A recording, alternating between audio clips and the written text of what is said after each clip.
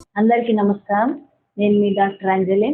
ఈరోజు నేను టాపిక్ మయోసిస్ గురించి చెప్పబోతున్నాను. మయోసిస్ టాపిక్ ఎందుకు ఇప్పుడు ట్రెండ్‌గా మారిపోయింది. ఎందుకంటే సమంత గారికి ఈ డిసీజ్ వచ్చింది కాబట్టి మయోసిస్ గురించి అందరికీ అవగాహన అనేది వచ్చింది. మయోసిస్ అనేది ప్రతి ఒక్కరి ఇంట్లో ఒక్కరికైనా ఖచ్చితంగా ఉంటది ఈ జబ్బు. పెయిన్స్, మజిల్ పెయిన్స్ అనేది నార్మల్‌గానే అందరికీ ఉంది. ఎందుకు ఈ పెయిన్స్, మజిల్ పెయిన్స్ అనేది ఉంది అని చెప్తే, ఎందుకంటే ఇప్పుడు ప్రతిదీ కూడా కెమికల్‌తోనే ఫుడ్ పండిస్తున్నారు. గాలిలో కాలుష్యం ఉంది. ప్రతి ఒక్కరికి మన బాడీలో సెల్సే మనకు మాట వినడం లేదు కాబట్టి ఇది ఒక ఆటో ఇమ్యూన్ డిసీజ్ కాబట్టి ఈ ఆటో ఇమ్యూన్ డిసీజ్ ప్రతి ఒక్కరిలో ఇది కామన్‌గా ఉంది. కానీ సమంత గారికి ఈ డిసీజ్ వచ్చింది కాబట్టి ఈ కొత్త జబ్బులాగా దీనికి అందరూ చూస్తున్నారు. కానీ సమంత గారికి మీకు వచ్చింది అని బాధపడి మీరందరూ ఇబ్బంది పెట్టేది కన్నా ఈ ఈ మయోసిస్‌కి ట్రీట్మెంట్ ఉంది అనేది మీరు ఒక సైకలాజికల్‌గా సపోర్ట్ ఇస్తే చాలా బాగుంటుంది. నేనైతే సమంత గారికి చెప్తున్నాను, ఓపెన్ ఛాలెంజ్ చేస్తున్నాను. హోమియోపతి మీరు యూజ్ చేస్తే ఖచ్చితంగా నయం అవుతారు 6 months to 1 yearలో. కాబట్టి మీరు భయపడాల్సిన అవసరం లేదు. నేను ఫస్ట్ ధైర్యం ఇస్తున్నాను సమంత గారికి. కాబట్టి మీరు అందరూ కూడా ధైర్యం ఇవ్వండి.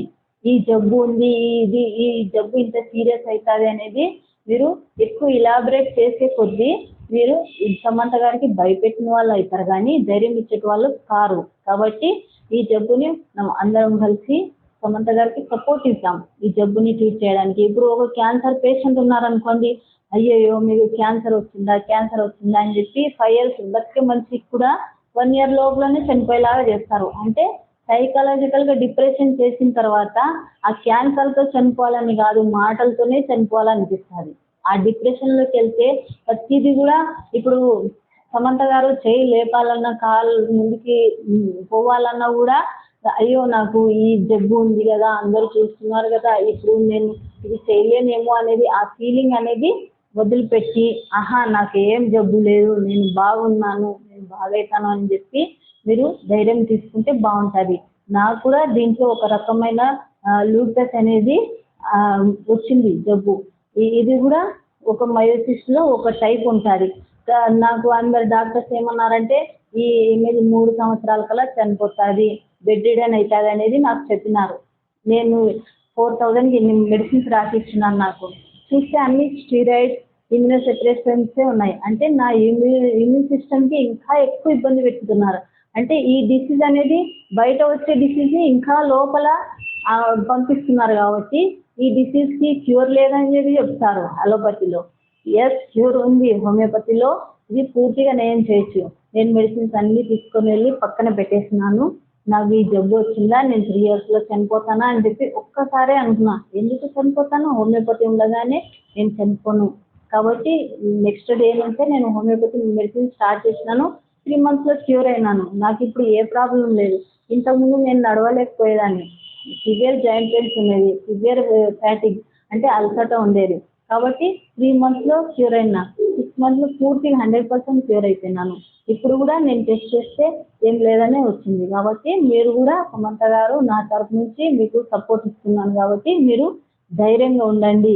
ఈ జబ్బుకి మీరు ఖచ్చితంగా పోరాడండి, ఏమీ రాదు మీకు. కాబట్టి ఓకే, హార్ట్కి వస్తే ఎట్లా, దీనికి వస్తే ఎట్లా, అరిజినాకి వస్తాయి కదా అనేది అంత అయితే సీరియస్గా ఏమీ అనిపించడం లేదు. కాబట్టి మీరు టెన్షన్ పడకండి. నా తరపు నుంచి మీకు ఇది సపోర్ట్ ఉంటుంది. ఇంకా నెక్స్ట్ వచ్చేసి ఇది ఎట్లా వస్తుంది అనేది అనుకోవచ్చు మీరు. మయోసిస్ అనేది జబ్బు ఎలా వస్తుంది అంటే ఇది ఆటోఇమ్యూన్. అంటే మీ బాడీ ఏదైతే ఫైటింగ్ సెల్స్ ఉంటాయో, WBCలో ఫైటింగ్ సెల్స్ ఉంటాయి, పోలీస్ సెల్స్ అంటారు.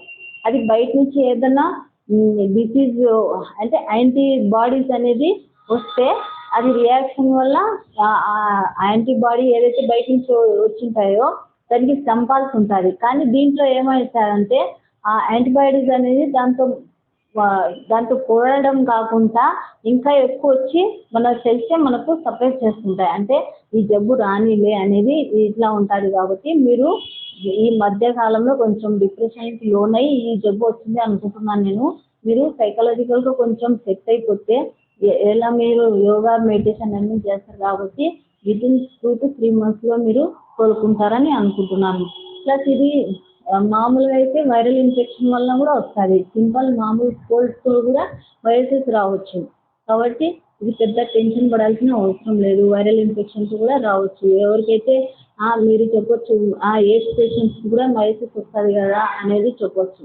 ఈ ఈ ఎవరికైనా కామన్గా మయోసిస్ వచ్చే జబ్బు కాబట్టి మీరు ఏం టెన్షన్ పడకండి.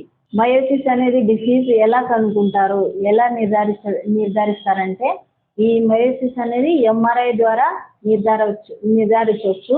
నెక్స్ట్ వచ్చేసి మజిల్ బయాప్సీతో కూడా మనం డయాగ్నోస్ చేయొచ్చు.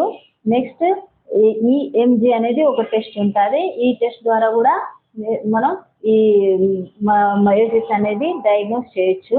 ఇంకా నెక్స్ట్ వచ్చేసి ట్రీట్మెంట్ భాగంకి వస్తే స్టీరాయిడ్స్ తీసుకుంటారు. అలోపతిలో ఇమ్యూనోసెప్రెసెంట్ అనేది ఇవ్వడం జరుగుతుంది.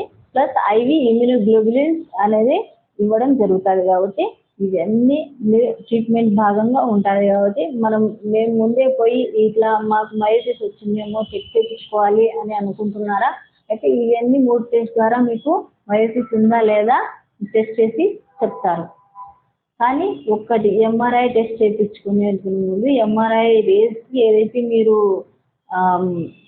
ఎక్స్పోజ్ అవుతారో ఇది 100లో 1% మెంబర్స్ ఖచ్చితంగా క్యాన్సర్ వచ్చేలాగా చేస్తారు ఈ రేస్. కాబట్టి మీరు ఆలోచించి ఇవన్నీ టెస్టులకి వెళ్ళండి.